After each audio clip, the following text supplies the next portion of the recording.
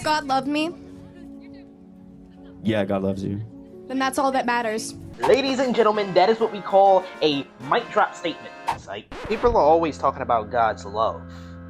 But did you know that God is also justice? Let's play pretend for a second. Let's say that your father is a judge, right? And so one day you go off and you commit a stupid crime and you end up before your father's court. Now, if your father said, oh, I love you so much, even though you committed this crime, I'm just going to let you go, no repercussions, no punishment, you're free to go, you can just walk out. Now, in doing so, he might be a loving father. Actually, I would classify that as more of a spoiled brat's father, but let's just say he's a loving father, okay?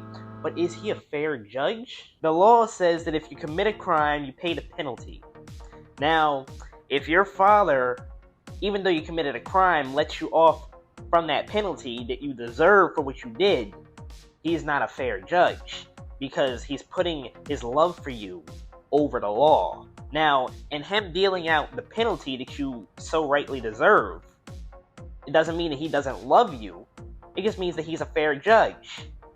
But if he doesn't give you the penalty that you deserve, then he might love you, but he's not a fair judge. And God is the fairest judge of all. So never, ever, ever make the mistake of thinking that God's love is a license to transgress against the law. Because when you transgress against the law, you get the penalty that comes along with that transgression. Good news though, the penalty had to be paid. But God sent his only son, who had no record of his own, no sin of his own to pay, who is worthy to take your sin on himself and to take your punishment.